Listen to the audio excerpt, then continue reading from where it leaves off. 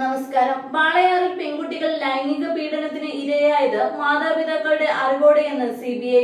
കേസിൽ 2 ആഴ്ച മുമ്പ് സമർപ്പിച്ച കുറ്റപത്രത്തിൽ ഞെട്ടിക്കുന്ന വിവരങ്ങളാണ് ഉള്ളത്. അമ്മ കുട്ടികളുടെ സാന്നിധ്യത്തിൽ 1-ാം പ്രതിയുമായി ലൈംഗിക ബന്ധത്തിൽ ഏർപ്പെട്ടുവെന്നും CBI കുറ്റപത്രം പറയുന്നു. കുഞ്ഞുങ്ങൾ 1-ാം പ്രതിയുടെ ബലാത്സംഗത്തിനും ലൈംഗിക അതിക്രമത്തിനും ഇരയായത് അമ്മയുടെയും അച്ഛന്റെയും മനഃപൂർവമായ അശ്രദ്ധ മൂലമാണെന്ന് നിഗമനത്തിലാണ് CBI എത്തിയിരിക്കുന്നത്. വാളയാറിലെ കുഞ്ഞുങ്ങൾ വർഷങ്ങളായി അനുഭവിച്ച ലൈംഗിക ചൂഷണത്തിന്റെ ഞെട്ടിക്കുന്ന വിവരങ്ങളാണ് CBI 2 ആഴ്ച മുമ്പ് സമർപ്പിച്ച കുറ്റപത്രത്തിൽ സൂചിപ്പിച്ചിരിക്കുന്നത്.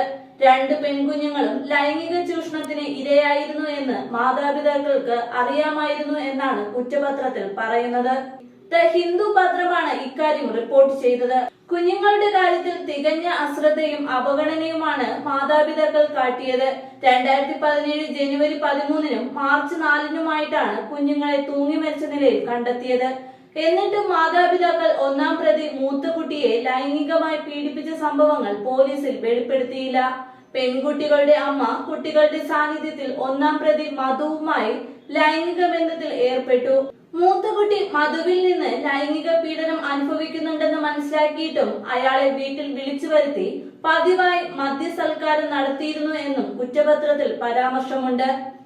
1-ാം പ്രതി 2016 ഏപ്രിലിൽ മൂത്ത മകളെ അപമാനിക്കുന്നത് അമ്മയും 2 ആഴ്ച കഴിഞ്ഞ് പ്രതി വീണ്ടും കുട്ടിയെ പീഡിപ്പിക്കുന്നത് പിതാവും കണ്ടിരുന്നു എന്ന് CBI പറയുന്നു. മൂത്ത മകളുടെ മരണശേഷവും അമ്മയും അച്ഛനും ഇളയ പെൺകുട്ടിയെ 1-ാം പ്രതിയുടെ വീട്ടിലേക്ക് അയക്കാറുണ്ടായിരുന്നു എന്നാണ് കുറ്റപത്രത്തിൽ പറയുന്നത്.